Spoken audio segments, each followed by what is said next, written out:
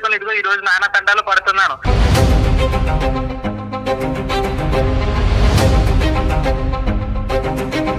పచ్చిగా చెప్పాలంటే నడి రోడ్డు మీదకి గెంటేసాడు అతను. హైదరాబాద్ వెళ్ళి ఉద్యోగం ఎత్తుక్కో, నీకు నెలకి 10,000 పంపిస్తాను, ఇవన్నీ కూడా ఉత్త అబద్ధాలు. నా పరిస్థితి అలాగే ఉందండి. ఆ అమ్మాయికి అయితే ఎవరు లేరు. నాకు అమ్మ నాన్న అందరూ ఉండి కూడా నేను అనాథగా బతుకుతున్నాను. ఇక్కడ నాకు ₹1,00,000 ఆస్తుంది.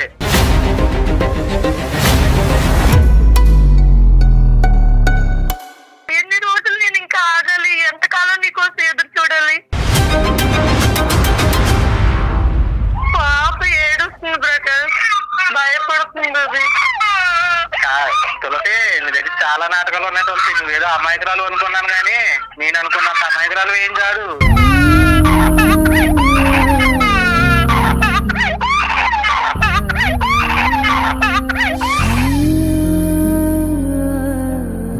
నాకుంది తలకాయ పోట్లు నాకు ఉన్నాయండి. ఆమెకున్న శక్తిని ఏదో ప్రపంచానికి చూపించడం కోసం పంపించినట్లేదు, ఆమెను వదిలించుకున్నట్టు అనిపిస్తోంది. చాలా క్లియర్ గా అర్థమవుతోంది.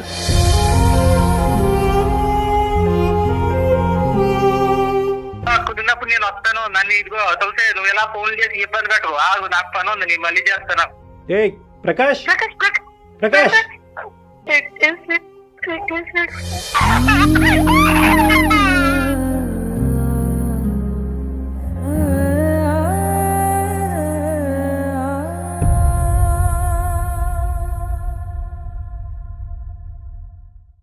సుమన్ టీవీ ప్రెజెంట్స్ అందమైన జీవితానికి స్వాగతం. నమస్తే కళ్యాణ్ గారు. కళ్యాణ్ గారు, ఈ రోజు నేను తీసుకున్న కేసు మెయిల్ నుంచి వచ్చింది కాదండి. మన బిల్డింగ్ కి బయటే సుమన్ టీవీ విమెన్ బిల్డింగ్ అని పేరు రాసి ఉంటుంది, మీరు గమనించే ఉంటారు. అయితే ఒక 2 days బ్యాక్ ఒక అమ్మాయి వచ్చిందండి. ఫీడింగ్ లో ఉన్న బేబీని తీసుకొని వచ్చింది నన్ను కలవాలని. ఎవరో ఏంటో పైకి రమ్మని చెప్పాను నేను. తను పాపను తీసుకొని పైకి వచ్చింది. తను కూర్చొని నాతో తన గాథ చెప్పినప్పుడు, తను పడుతున్న బాధ గురించి చెప్పినప్పుడు నిజంగా నాకైతే ఏడుపు వచ్చేసింది కళ్యాణ్ గారు. నేను చెప్పాను, ఇట్లా కాదమ్మా, నీ సమస్యకి ఇది కాదు పరిష్కారం. ఇట్లా కళ్యాణ్ చక్రవర్తి గారు ఉంటారు, అందమైన జీవితం అని మనం ఒక ప్రోగ్రామ్ చేస్తున్నాము, ఆ ప్రోగ్రాంలో కూర్చొని నువ్వు మాట్లాడగలుగుతావని అడిగా. ముందు ఓకే అన్నట్లుగా నింది. సరేనండి, మీరు ఎప్పుడంటే అప్పుడు అంది. సరే ప్రోగ్రామ్ అరేంజ్ చేద్దాం కదా అనుకున్న టైంకి మళ్ళీ తనే వెంటనే ఒక 5 minutesలో, లేదు మేడం నేను స్క్రీన్ మీద కనిపించలేను, కనిపిస్తే మళ్ళీ నాకు వేరే ప్రాబ్లమ్స్, పర్సనల్ ఇష్యూస్ చాలా రేజ్ అవుతాయి, అది కాకుండా ఏదన్నా మార్గం ఉంటే చెప్పండి అనింది తను. ఎక్కడ ఉంటున్నావమ్మా అంటే, ఇక్కడ నేను అమీర్పేటలో హాస్టల్లో ఉంటున్నాను. ఎలా ఉంటున్నావు అంటే, బేబీతో సహా ఉంటున్నాను అంది. సరే మరి ప్రోగ్రాంలో మాట్లాడతావా అంటే సరే అంది.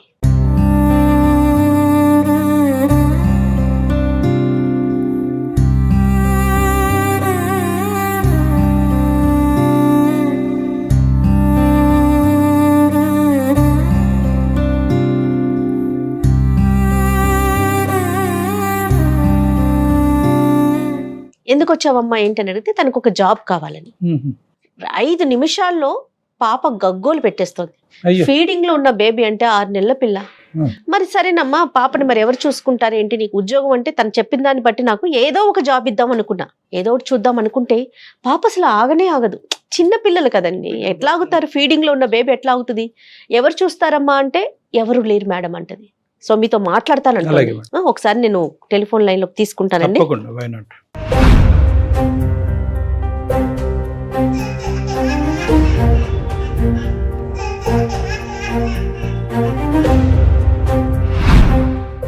పాప అమ్మాయికి ఇప్పుడు అర్జెంటుగా జాబ్ కావాలి అని తన పర్సనల్ ఫీల్. నాకేంటి జాబ్ కన్నా కూడా మీ సలహా కావాలనిపించిందండి నాకు. ఇప్పుడు జాబ్ చేయటం ఒకటే ఇంపార్టెంట్ కాదు కదమ్మా, ప్రాక్టికాలిటీ చూడాలి కదా. చంటి బిడ్డను ఎత్తుకుంటూ వెనకాతల సపోర్ట్ లేకుండా ఏ ఉద్యోగం మాత్రం తను చేయగలదు? అస్సలు అసాధ్యం అండి.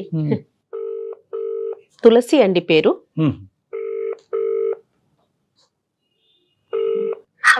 అమ్మ నేను జయాని, అందమైన జీవితం ప్రోగ్రామ్ నుండి. నమస్తే మేడం. నమస్తే అమ్మా. నమస్తే. అదే చెప్పానమ్మా నీ గురించి ఇప్పుడే డాక్టర్ గారితో నేను. అయ్యో, అదే నువ్వు స్క్రీన్ మీదకి రాలేకపోతున్నావు అని కూడా చెప్పాను డాక్టర్ గారికి. మన ఆఫీసులోనే ఉన్నావన్నాను. ఒక్కసారి నీ సమస్యను ఒకసారి మాట్లాడుమా డాక్టర్ గారితో. తులసి, ఆఫీసులో మన దగ్గర ఉన్న వాళ్ళకి ఎవరికైనా అప్పచెప్పు పాపని. అయ్యో, ఒక్కసారి తీసుకోండి. చెప్పండి మేడం. ఇదిగో డాక్టర్ గారితో, డాక్టర్ కళ్యాణ్ చక్రవర్తి గారితో మాట్లాడమా. నమస్తే అమ్మా. నమస్తే అమ్మా తులసి. ఏంటమ్మా పాపని చూసుకోవటానికి కూడా ఎవరు లేరమ్మా? సార్ చెప్పాలంటే నాకంటూ ఎవరు లేరు సార్. పాపని నేను అసలు ఏం చెప్పాలో ఎక్కడ మొదలు పెట్టాలో నాకేం అర్థం కావట్లేదు సార్. చెప్పమ్మా చెప్పమ్మా. ఏ ఊరుమా? మాది ఒంగోలు మేడం. ఓకే. ఏం చదువుకున్నావమ్మా? సార్ నేనైతే పెద్దగా చదువుకున్నది ఏమీ లేదు. అయితే మాది లవ్ మ్యారేజ్. మాకు పాప 6 నెలల పాప ఉంది. నన్ను అసలు పాప వదిలి అరక్షణం కూడా ఉండలేదు.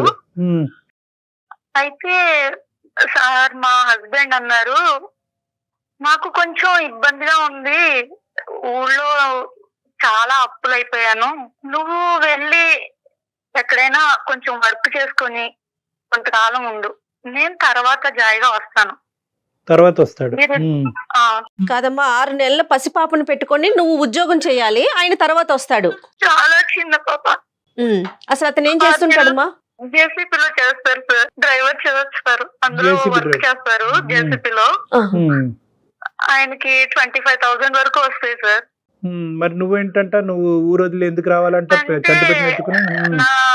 మేము పెద్దల్ని ఎదిరించి పెళ్లి చేసుకున్నాం సార్. పెద్దలు ఎదిరించి పెళ్లి చేసుకున్నారు. Love marriage. Love marriage sir మాది. అయితే సార్ ఏంటంటే ఆయన నువ్వు వెళ్ళు, నేను ఏదో రకంగా వస్తాను అని చెప్పి నాకు నమ్మకం అయితే కుదిరిచ్చారు. కానీ ఇక్కడికి వచ్చి చూస్తే నాకు ఆ పరిస్థితి గాని ఆ సిచ్యువేషన్స్ గాని నాకు ఏమి కనిపించట్లేదు సార్. పాపని తీసుకుని ఎక్కడికన్నా వెళ్ళినా జాబ్ కోసం. అతను ఏ ఊర్లో ఉంటాడమ్మా? అతను ఏ ఊర్లో ఉంటాడు? ఒంగోలులో ఉంటారు సార్. మరి అక్కడ దొరకని ఉద్యోగం హైదరాబాద్ లో ఏంటమ్మా? అంటే అక్కడ ఏం దొరకదా నీకు చూసుకోవటానికి? అంటే మా వాళ్ళకి నువ్వు ఇష్టం లేదు, ఇక్కడే ఉంటే నాకు కుదరట్లేదు, కొద్ది రోజులు నువ్వు దూరంగా వెళ్ళు, ఎజెండా సెపరేట్ ఉంది, 10,000 ఇస్తాను, ఆ 10,000 పట్టుకుని నువ్వు ఎక్కడైనా ఉండి ఒక 2 నెలలు నువ్వు మెయింటెనెన్స్ చేసుకో, అర్థమైపోయింది. చేసుకున్న తర్వాత డబ్బులు ఏమన్నా అవసరం అయితే మళ్ళీ నేను పంపిస్తాను. ఎన్ని ఇయర్స్ అవుతుందమ్మా మీకు పెళ్ళయి? మాకు 2 years అయ్యింది మేడం మ్యారేజ్ అయ్యి. అంతకుముందు ఎంతకాలం పరిచయం అమ్మా? ఎంతకాలం ప్రేమించుకున్నారు? అది 1 year పరిచయం మేడం. 1 year పరిచయం అయ్యింది, తర్వాత పెళ్లి చేసుకున్నారు. 2 years అయింది. పెద్దల సమక్షంలో పెళ్లి అయిందమ్మా. మీ అమ్మగారు నాన్నగారు? అమ్మ నాన్న నాకు చనిపోయారు సార్. చిన్న వయసులోనే నాన్నగారు చనిపోయారు. తర్వాత అమ్మ దగ్గర నేను పెరుగుతూ వచ్చాను. ఓకే. నీ సపోర్ట్ ఎవరమ్మా? నీ అంటూ వాళ్ళు ఎవరున్నారు నీకు?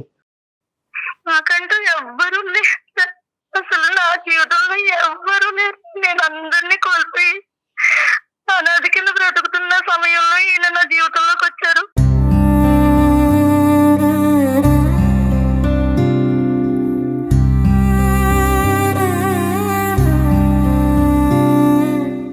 నేనున్నాను, నీకేం కాదు, నేను చూసుకుంటాను అని నాకు ఎంతగానో భరోసా ఇచ్చారు సార్.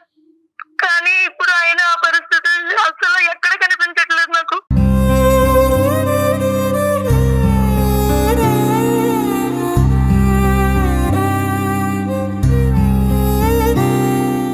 నువ్వు వెళ్ళు, మా ఊరికి అసలు ఇష్టపడతలేదు, వాళ్ళు నిన్ను చూస్తేనే కోపడుతున్నారు, నన్ను కూడా చేరనీయట్లేదు, నాకు ఇవ్వాల్సిన అమౌంట్ కూడా ఇవ్వట్లేదు, రావాల్సిన ఆస్తి కూడా ఇవ్వనంటున్నారు అనేసి మొత్తానికి మాట్లాడడమే మానేస్తున్నారు. ఫోన్ కూడా చేయట్లేదు.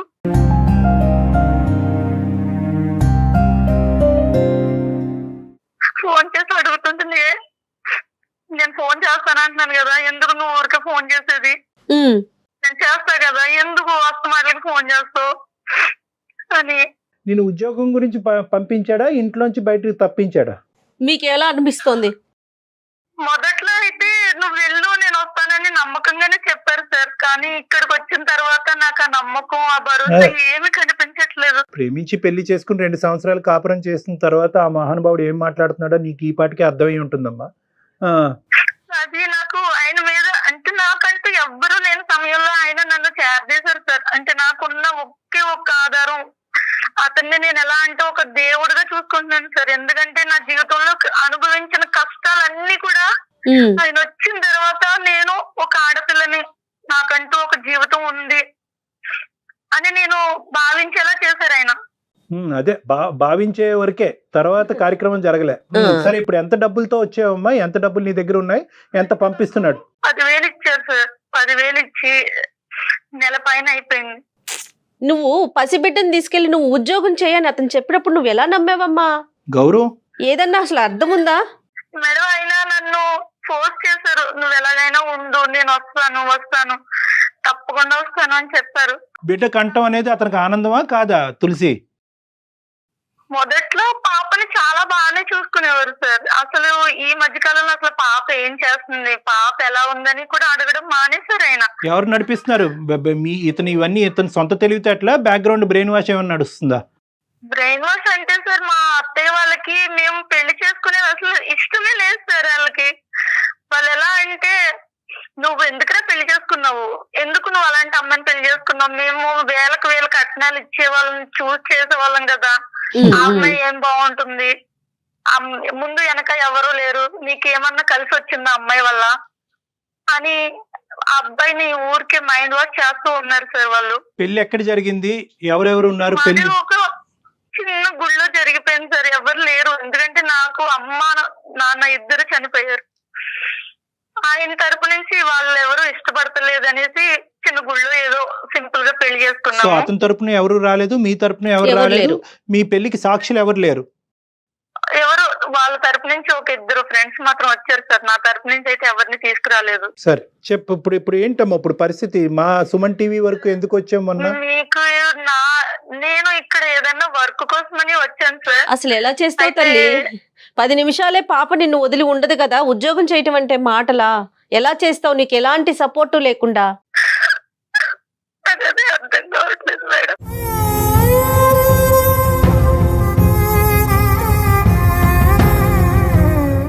అసలు నాకు నా జీవితం తలుచుకుంటేనే బాధ వస్తుంది మేడం. చిన్నతనంలోనే నాకు నాన్న చనిపోయి అమ్మ దగ్గర ఉన్నాను. అమ్మ చనిపోయింది. అమ్మ చనిపోయిన తర్వాత నేను పూర్తిగా ఒంటరి అయిపోయాను.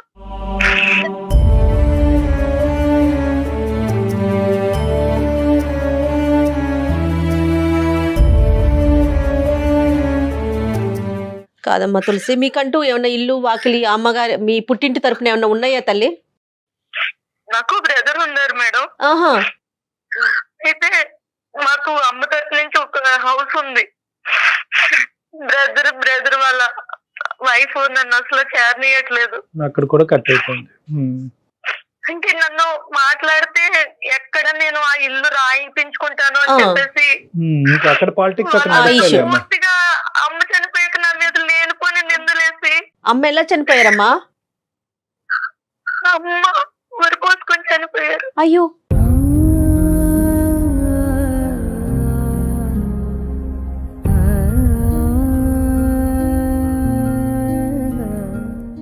ఎట్లా?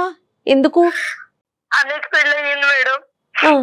పెళ్ళయ్యాక అమ్మని పట్టించుకోవడమే మానేశారు. పట్టించుకోవడం మానేసిన తర్వాత అమ్మ ఒక రోజు బయటికి వెళ్దామంది. నేను నిన్న ఎక్కడికి తీసుకెళ్తాను, నాకేం పని లేదా అని అన్నీ కొట్టాడు అమ్మని.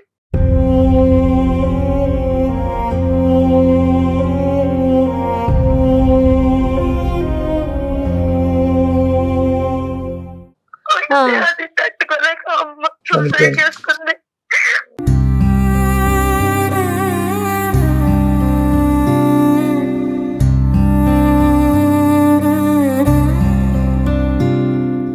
ఈ అబ్బాయి అసలు నీకు ఇప్పుడు ఈ అబ్బాయి పేరేంటమ్మా మీ వారు?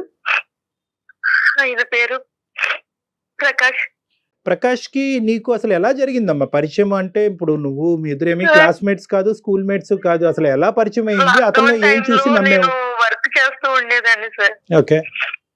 లాక్డౌన్ టైంలో వెహికల్స్ ఏమీ ఉండేవి కాదు. ఓకే.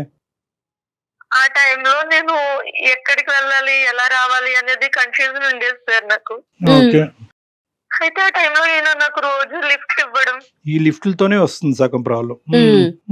ఆయన మంచిగా మాట్లాడు, ఆ మాటలకి నాకు ఎవ్వరూ లేకపోవడంతో ఆ మాటలు నాకు చాలా అంటే ఊరికి ఎంతంటే నేనున్నాను నీకు, ఎందుకు నీకు అన్నంత ధైర్యం కలిగించింది సార్. అతను ఉన్నాడు అనే ధైర్యం నీకు వచ్చింది. ఒకప్పుడు అతనికి కావాల్సినటువంటి వాళ్ళు నిన్ను కాదు అంటే కనుక నీకు వెనక ముందు లేనప్పుడు నీ జీవితం ఏమవుతుందని ఒక్కసారి కూడా ఆలోచించలేదమ్మా? మరి నేను ఒక అనాథని, నాకు వెనక ముందు ఎవరు లేరు, మరి నేను నీ ఇంట్లోకి ఎంటర్ అవుతే నీకు ఓకే, కానీ వాళ్ళకి ఓకే కాకపోతే కనుక అప్పుడు నీ పరిస్థితి ఏంటి, నా పరిస్థితి ఏంటి అని అడిగేవా? ఆయన చాలా నమ్మకంగా చెప్పారు సార్, నేనున్నాను, నీకు ఏం కాదు, జీవితాంతం నీకు నేను తోడుగా ఉంటాను, నేను చనిపోయేంత వరకు నిన్ను విడిచిపెట్టను అని చాలా గట్టి నమ్మకంగా చెప్పారు సార్ ఆయన. ఆ మాటలకి నేను ఎవరూ లేకపోవడంతో నిస్సహాయ స్థితిలో.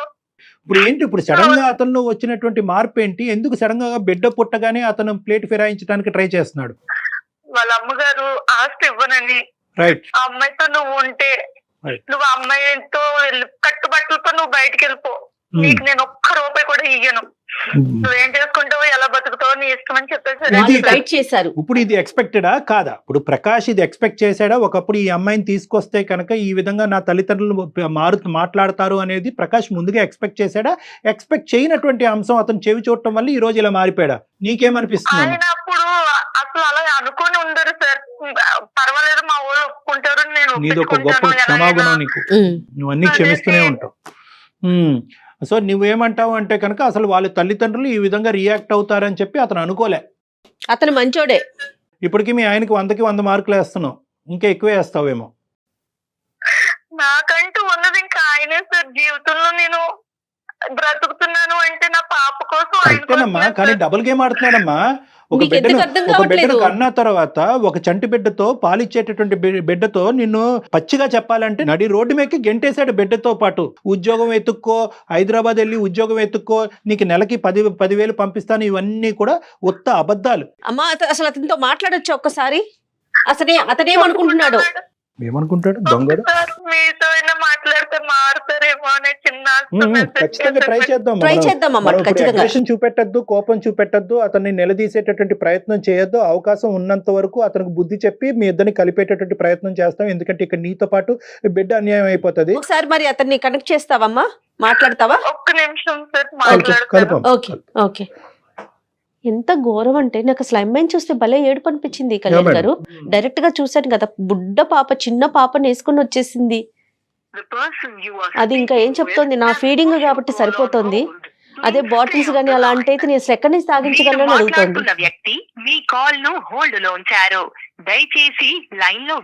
ఎంత కష్టం అండి పసిపిల్లల్ని పెంచటం. హలో హలో హలో ప్రకాష్, ఎక్కడున్నావు? తులసి చెప్పి ఇప్పుడే డ్యూటీకి వెళ్తాను. ఏ పాప ఏం చేస్తుంది? ఆడుకుంటుంది. నువ్వు ఎప్పుడు వస్తావు ఊరి నుంచి? ఎప్పుడు వస్తావేంటి? చెప్పాను కదా, ఈ లోపు నువ్వు ఏదైనా చూసుకుని అక్కడ ఉండమన్నాను కదా. నాకు అప్పులు ఉన్నాయి, ఇగో ఎక్కుతున్నాను, డ్యూటీ ఎక్కుతున్నాను, తీరాలి కదా మరి. ఎన్ని రోజులు నేను ఇంకా ఆగాలి? ఎంతకాలం నీకోసం ఎదురు చూడాలి? పాప గురించి నేను ఆలోచించాలి కదా. నువ్వు ఎన్నాళ్ళు ఉంటాను? నువ్వు ఇచ్చే అమౌంట్ ఇవ్వలేదు నన్ను. ఆ అమౌంట్ ఎన్నాళ్ళు సరిపోతుంది చెప్పు ఒక సిటీలో? కాదు తులసి, అన్ని చెప్పి పంపాను కదా. ఇప్పుడు మళ్ళీ ఇవన్నీ ఏంటి? ఇప్పుడు నీకు చెప్పాను కదా, నేను కూడా ఇక్కడ ఏమైనా ఆటుపడుతూ తిరుగుతున్నానా? ఒక చిన్న పిల్లని వేసుకుని నేను ఎలా బతకాలి చెప్పు? నువ్వు రాకుండా అన్ని రోజులు నేనేం వదిలేదు కదా. 10,000 ఎక్కడో పెట్టాను, హాస్టల్లో చూస్తారు పాపనే. ఈ లోపు నువ్వు ఏదో ఎత్తుక్కో, ఇలా ఫోన్ చేసి ఏడుపులు ఏడితే ఏంటిది?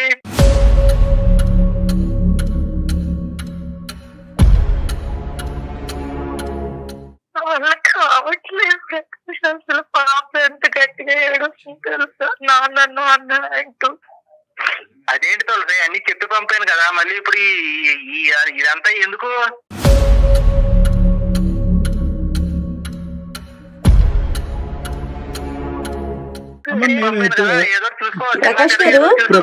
విను, నేను అనుకోకుండా సుమన్ ఛానల్ కి వచ్చాను. సార్ మేడం లైన్ లో ఉన్నారు, ఒక్కసారి వాళ్ళతో మాట్లాడుతావా? ఏమనుకోవద్దు. ప్రకాష్ గారు నమస్తే అండి. నమస్తే అండి. తను తులసి మీ భార్య మా దగ్గరకు వచ్చిందండి. సుమన్ టీవీలో ఏదైనా ఉద్యోగం ఉంటే చూడండి మేడం అని పసిపాపని తీసుకుని వచ్చింది. సరే ప్రకాష్, ఇప్పుడు మా దగ్గర ఉద్యోగాలు ఏం లేవు, సో మేము ఆవిడకి టికెట్ కొని ఇప్పుడు మళ్ళీ ఒంగోలు పంపిస్తున్నాం. ఓకే, అంతవరకు మేము సహాయపడగలం. మీ అడ్రస్ చెప్తే కనుక బిడ్డని తల్లిని జాగ్రత్తగా అక్కడ చేర్చడానికి మేము ప్రయత్నం చేస్తాం, మా వంతు ప్రయత్నం. మా దగ్గర ఉద్యోగాలు లేవు.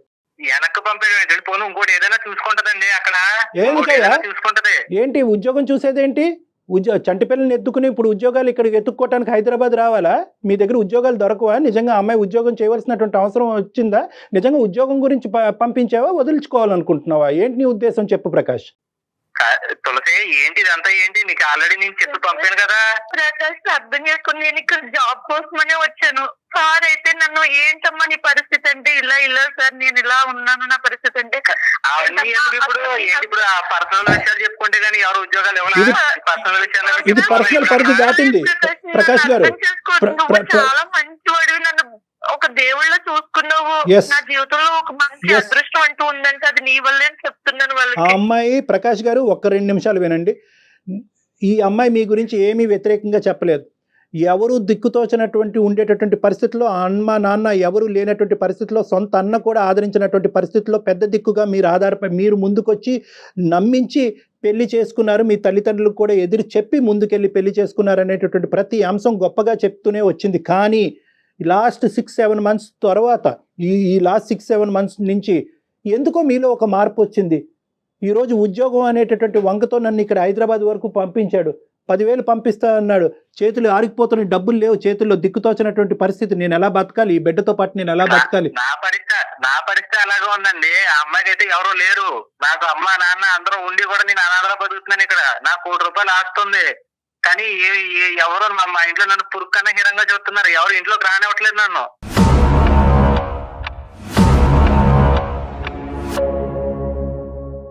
ఎందుకు అంటే ఈ ప్రేమ వల్లే ప్రేమించాను, తప్పక పెళ్లి చేసుకున్నాను. పెళ్లి చేసుకుని ఇదిగో ఈ రోజు నాన్న తండాలు పడుతున్నాను. అలా అని చెప్పి నేను అమ్మాయిని ఏమో అక్కడికి వెళ్ళి చిన్నగా ఏదో ఉద్యోగం చూసుకో, ఈలోపు నాకేమో కొన్ని అప్పులు ఉన్నాయి. ప్రకాష్ గారు పసిబిడ్డతో హైదరాబాద్ పంపించేస్తే దాన్ని వదిలేసుకోవటం అన్నరా? దాన్ని ఏమంటారు? అమ్మాయిని వినండి డాక్టర్ గారు. విషయంలోనూ అమ్మాయిల అబ్బాయిల సమానత్వం, అమ్మాయిలు ఏమాత్రం తీసుకోరు అది ఇది అంటారు.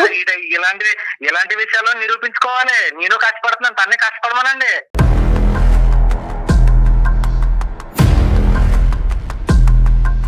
అప్పుడు ఆ బిడ్డను మీ దగ్గరే ఉంచుకోవచ్చు కదా. తన్నే కష్టపడమనండి, నేను ఇక్కడ ఏం తిరగట్లేదు కదా. కానీ ఇప్పుడు దీన్ని మీరు సమానం కోసం, ఆమెకున్న శక్తిని ఏదో ప్రపంచానికి చూపించడం కోసం పంపించినట్లేదు, ఆమెను వదిలించుకున్నట్టు అనిపిస్తుంది. చాలా క్లియర్ గా అర్థమవుతుంది. సమానత్వం గురించి, ఉమెన్ ఎంపవర్మెంట్ గురించి తర్వాత మాట్లాడుకుందాం. ఇది ఉద్యోగం గురించి పంపించావా, వదిలించుకోవాలనుకుంటున్నావా? ఫస్ట్ ఈ పాయింట్ క్లియర్ గా అమ్మాయి ధైర్యం చెప్పి నేను పంపితే నువ్వు ఉద్యోగం ఎత్తుకోకుండా ఈ పర్సనల్ విషయాలన్నీ చెప్పి ఏంటిది నేనేమో నీకు ధైర్యం చెప్పి పంపిస్తే వీళ్ళందరూ ఏమో నీకు భయపడుతున్నారా? భయపెట్టట్లేదు ప్రకాష్. ఒక ఆడపిల్లతో నువ్వు అసలు ఎలా బ్రతకగలుగుతున్నావమ్మా అంటే, సార్ నా పరిస్థితి ఇలాంటిది, నా హస్బెండ్ నాకు ఎంతో ధైర్యాన్ని ఇచ్చి పంపించారు. అయితే నాకు ఇక్కడ ఏం చెయ్యాలి, ఎలా బ్రతకాలనేది నాకు అర్థం కాక. ప్రకాష్ ఇది పర్సనల్ అనేటటువంటి అంశం దాటి ఇక్కడ ఒక కనికరం, ఒక హ్యూమానిటీ అనేటటువంటి అంశాల గురించి మనం మాట్లాడుకోవాల్సి వస్తుంది. కాబట్టి మీ పర్సనల్ ఏరియాలోకి మేము ఎంటర్ అవ్వాల్సినటువంటి అవసరం పడింది. ఇక్కడ నాకుండేటటువంటి పేరు, నాకుండే పలుకుబడితో నేను ఒంగోలులోనే మీ భార్యకి ఉద్యోగం ఇప్పిస్తాను, ఓకేనా? నేను ఇక్కడ ఉన్నానండి, తను అక్కడే హైదరాబాద్ ఏదో ఒక ఉద్యోగం చూసుకోమని పంపాను. ఇక్కడ ఉద్యోగం సబ్జెక్ట్ కాదండి. అక్కడ ఎత్తుకోవాలండి. ఉద్యోగం ఎత్తుకోకుండా ఇవన్నీ పంచాయతీలన్నీ పెట్టి నా పని పాడు చేసి కాదు ప్రకాష్, నేను వదిలేలేదు అని చెప్తున్నారు కదా. వేరే చోటుకెళ్ళి ఉద్యోగం ఎత్తుకుంటది. బాబు ఇంకో ఉద్యోగం ఎత్తుకోవడం నేను ఒకటి ప్రకాష్ మొత్తం చెప్పి పంపుతాను. మళ్ళీ ఎలా మాట్లాడుతున్నావేంటి? ప్రకాష్ పరిస్థితి సార్ అక్కడ ఊళ్ళోనే ఉద్యోగం ఇప్పిస్తానంటున్నారు కదా, వచ్చేసాను ప్రకాష్. నాకు ఇక్కడ చాలా భయంగా ఉంది. అక్కడ ఎత్తుకో, నేనే వస్తాను, కొన్నాళ్ళలో వస్తాను. నాకు ఇక్కడ నాకు అప్పులు అవి తీరిన తర్వాత నేను వస్తాను. ఎన్ని సంవత్సరాలు ఏదో ఎత్తుకో. ఎన్ని సంవత్సరాలకు వస్తారు ప్రకాష్ మీరు? సంవత్సరాలు ఏంటండి, అదంతా కాదండి. నేను వస్తానండి, కొద్ది టైం పడుతుంది. మీరేమో మా ఆవిడని అలాగా భయపెట్టేసి మీరేమో ఇది భయపెట్టినట్టు అనిపిస్తుందా మీకు? పాప ఏడుస్తుంది ప్రకాష్, భయపడుతుంది అది. తులసి నీ దగ్గర చాలా నాటకాలు ఉన్నాయి తులసి. నువ్వేదో అమాయకురాలు అనుకున్నాను కానీ నేను అనుకున్నంత అమాయకురాలు ఏం కాదు.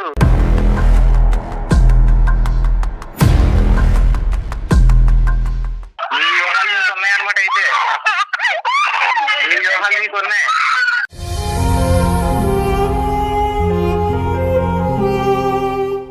ఏంటి ఇందులో వ్యూహాలు కనిపిస్తున్నాయా మీకు? జీవితంలో ఇంక నీకు ఏ వ్యూహం ఉంది ప్రకాష్, అర్థం చేసుకోవా కనీసం? అదే నిలబడమంటున్నాను కదా, నేను కష్టపడుతున్నాను ఎందుకు, ప్రేమ గురించే కదా, ప్రేమించాను తప్ప పెళ్లి తొక్కలోడు ప్రేమ కాదు కానీ బాబు ప్రకాష్ ఒక్క నిమిషం నాన్న, తమ్ముడు ఒక్క నిమిషం. నీ బాధ్యత అనేటటువంటిది, నీ బరువు బాధ్యత అనేటటువంటిది బిడ్డను కన్నా తర్వాత 2 రెట్లు పెరుగుతుంది. ఆ బాధ్యత పెరిగినటువంటి సమయంలో ఆ అమ్మాయిని పెట్టి బేడ పట్టుకుని బిడ్డతో పాటు హైదరాబాద్ పంపించేసావు కదా, ఏది నీ బాధ్యత? ఆ అమ్మాయి కూడా బాధ్యత ఉంటది కదా, ఆ అమ్మాయిని నిలబడమనండి. ఈ లోపు ఉద్యోగం ఎత్తుకుందా ఉండు, నేను వస్తానన్నాను కదా, మళ్ళీ నువ్వేమో ఈ పంచాయతీ మీరు అదే మాటలో ఉన్నాడు అతను అసలు ఆ మాట నుంచి రావట్లేదు. సార్ ఏం చెప్తున్నారు అసలు? ఒక్కసారి ఒక్క మన నిమిషం. లైఫ్ గురించే కదా ప్రకాష్, చెప్పేది. ప్రకాష్ గారు. పోనీ విందాం. వాళ్ళెవరో చెప్పింది అనమాట, ఏ మొగుడు చెప్పింది ఎనవా?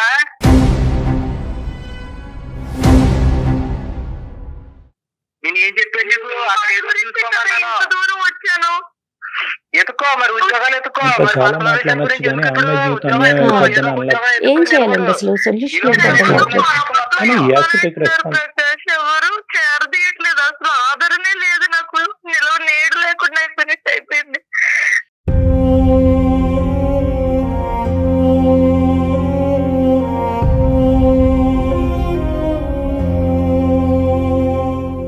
ప్రకాష్ ప్రేమించాను ప్రేమించాను అని అంటున్నావు. ఆ అమ్మాయి ఏడుస్తుంటే, ఆ అమ్మాయి బాధపడుతుంటే, వెనకాతల బ్యాక్గ్రౌండ్లో ఆ చంటి పిల్ల ఏడుస్తూ ఉంటే మాకు మనస్సు తరిగిపోతుంది. నీకేం అనిపించట్లేదా ప్రకాష్? నీకు ఉద్యోగం ఒక్కటే కనిపిస్తుందా? ఏమండి తరిగిపో ఎలాగా అలా అలా అలా అలా బాధపడిపోతే రోజులు వెళ్ళవు కదండి. నాకుండి బాధ్యతలు నాకు అలా ఉన్నాయండి, ఓ పక్క అప్పులు ఉన్నాయి, తప్పదండి కొన్ని బాబు కొన్ని బాబు నిలబడాలి. నువ్వు కష్టపడి ప్రేమించి పెళ్లి చేసుకున్నావా, ఇష్టపడి ప్రేమించి పెళ్లి చేసుకున్నావా అనేటటువంటిది నీ మనస్సాక్షికి తెలుసు.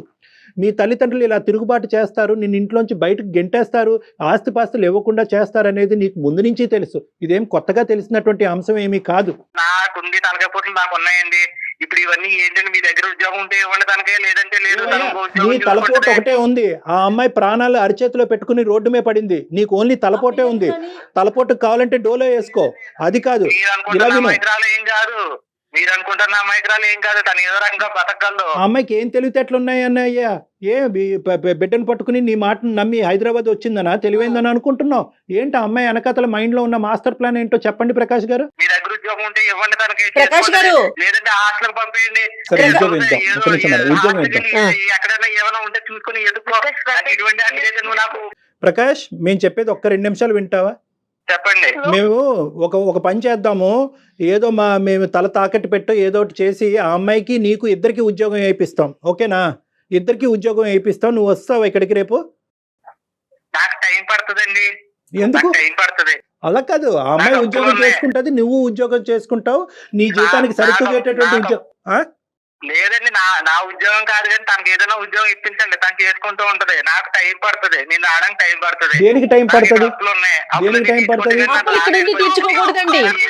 మీ అమ్మ నాన్న ₹1 ఆస్తి ఇచ్చేకి వస్తావా? ఈ లోపు నాకు కుదిరిన తర్వాత కుదిరినప్పుడు నేను వస్తాను. నన్ను ఇదిగో తొలిసే నువ్వు ఎలా ఫోన్ చేసి ఇబ్బంది పెట్టవు. ఆగు, నాకు పని ఉంది, నేను మళ్ళీ చేస్తాను. ఏ ప్రకాష్, ప్రకాష్, ప్రకాష్, ఎంత దారుణంగా ఉన్నారండి.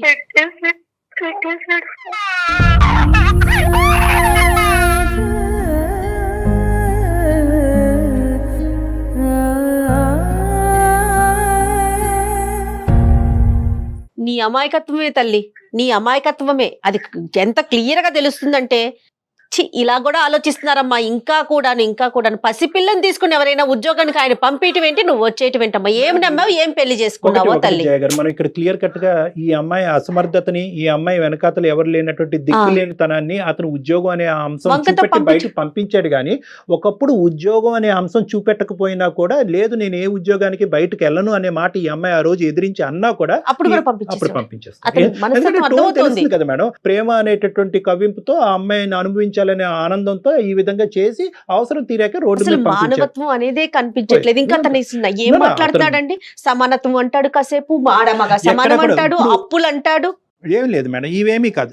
బేసికలీ ఆ అబ్బాయితో మాట్లాడిన తర్వాత ఒక్కసారి ఈ అమ్మాయికి పుండుమే కారం జల్లటం కాదు కానీ అసలు వాస్తవాలు అనేటటువంటి ఇప్పటికైనా తులసికి అర్థం అవుతాయనే ఉద్దేశంతో నేను అంటున్నాను.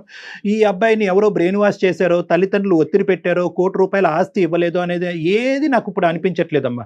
ఇదంతా కూడా క్లియర్ కట్గా ఒక గేమ్ ప్లాన్ ప్రకారం ప్రేమించాడు, పెళ్లి చేసుకోకపోతే గొడవ అవుతుంది కాబట్టి ఏదో తూతూ మంత్రంగా గుళ్ళో పెళ్లి చేసుకోవటం, ఎవరో ఇద్దరిని పిలవటం, ఫోటోలు అనేటటువంటి ఆధారాలు లేకుండా కాపాడుకోవటం, కేవలం నిన్ను ఒక వస్తువు కింద వాడుకోవటం, శారీరకంగా వాడుకోవటం, యాక్సిడెంటల్గా నువ్వు పిల్లను కనేసావు.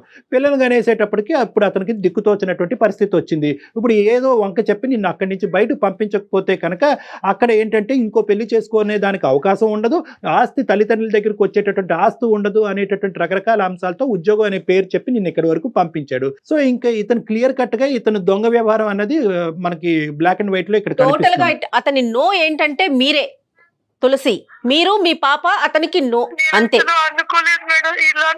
నువ్వు అనుకోలేదమ్మా ఒకప్పుడు, నువ్వు అనుకోలేదు నాన్న, కానీ నువ్వు అనుకున్నా కూడా అతను అక్కడ ఉండేటట్టుగా విధంగా అయితే నాకైతే కనిపించట్లేదు. ఏదో వంకతో ఏదో విధంగా వదిలే అమ్మా. నమ్మకాలతో ఏదమ్మా నమ్మకం అనేది, అది కనిపించాలి. జీవితం ఏంటో కూడా తెలియట్లేదు.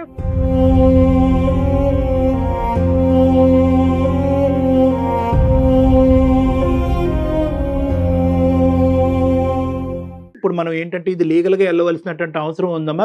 పోలీసుల యొక్క ఆశ్రయం అయితే ఖచ్చితంగా తీసుకోవాలి. ఇలాంటి వాళ్ళకి గట్టిగా బుద్ధి చెప్పాలి.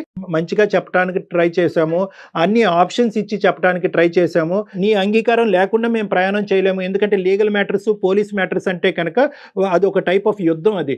సో ఆ విధంగా వెళ్తే కనుక దీనికి ఒక పరిష్కారం దొరుకుతుందనే నమ్మకం నాకు ఉంది. కానీ దానికి కూడా if you don't agree I can't do. నాకేం అర్థం కావట్లేదు సార్, ఎలా బ్రతకాలి అనేది. ఈ పాపతో నాకు అసలు ఏమీ తోచట్లేదు, దిక్కుతో చేతిలోకి వెళ్ళిపోయింది.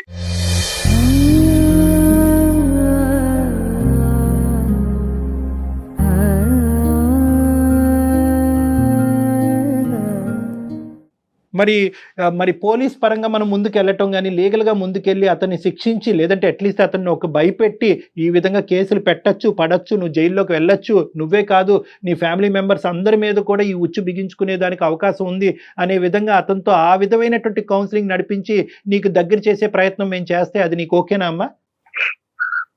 అంటే సార్ పోలీసులు అంటే మళ్ళీ అయిన తర్వాత నువ్వు నన్ను పోలీసులకి ఇచ్చావు, నేను నీ బిడ్డని నేను చేరదీయకపోతే అప్పుడు నా పరిస్థితి. ఇక్కడ 3 ఆప్షన్స్ నేను చెప్తానమ్మా. ఆప్షన్ ఏ ఏంటంటే నేను అతనితో మళ్ళీ ఫోన్ లో మాట్లాడతాను, నువ్వు ఫోన్ పెట్టేసిన తర్వాత. ఆప్షన్ బి ఏంటంటే ఫస్ట్ ఆఫ్ ఆల్ నీకంటూ ఒక ఆశ్రయం కానీ, నీకంటూ చేసుకునేటటువంటి దానికి బిడ్డతో పాటు నువ్వు ఏదైనా చేసుకునే దానికి ఒక అవకాశం ఉంటే కనుక, ఉద్యోగ అవకాశము, ఒక ఆశ్రయం ఉంటే కనుక ఆ విధంగా కూడా మేము హెల్ప్ చేయడానికి ట్రై చేస్తాము. మన ప్రేక్షకుల్లో ఎవరైతే ఉన్నారో వాళ్ళు కూడా ఎవరైనా ముందుకు వచ్చినట్టుగా అయితే కనుక వాళ్ళ ద్వారా కూడా నీకు హెల్ప్ చేయడానికి ట్రై చేస్తాము. మూడో అంశం ఏంటంటే మంచిగా మాట్లాడుతూ ముద్దుగా మాట్లాడితే కనుక మీ భర్త లొంగేటటువంటి అవకాశం లేదు, ఎందుకంటే తడిగొడ్డతో నీ గొంతు కోసాడు ఇక్కడ. కాబట్టి నేనేమంటున్నానంటే పోలీసులు అంటే కనుక వాళ్ళు ఏదో చెత్తగొట్టేసో హింసించో బాధ పెట్టరమ్మా.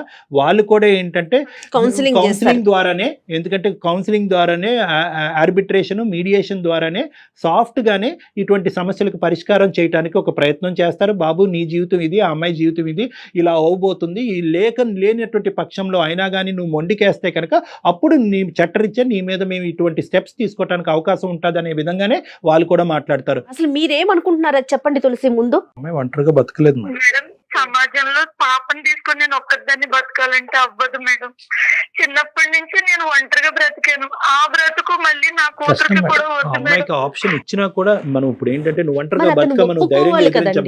అదే మేడం, ఎందుకంటే మనం వీలైనంత వరకు 99.9% అతన్ని మెత్తగా చేసి, అతన్ని కాంప్రమైజ్ చేసి, అతన్ని లీగల్ గా గానీ, మెడికల్ గా గానీ, ఇంకో పరంగా గానీ, ఎందుకంటే ఈ అమ్మాయికి ఈ రోజు పెన్నం నుంచి పొయ్యిలో పడినట్టు అయింది ఈ రోజు పరిస్థితి. ఒంటరిగా ఉండి తన జీవితం ఏదో, తన ఉద్యోగం ఏదో, తన బాధలు ఏదో తను పడుంటే కనుక అనాథగా ఉన్నా కూడా భగవంతుడు నాకు ఒక దారి చూపెట్టాడని ముందుకెళ్ళి ఉండేది. ఇప్పుడు ప్రేమను ఉచ్చులో చిక్కున్న తర్వాత ఈ నవ్వు, ఇప్పుడు ఆ అమ్మాయి ఏమనుకుంటుంది, ఇది నా జీవితమే కాదు నా బిడ్డ జీవితం కూడా.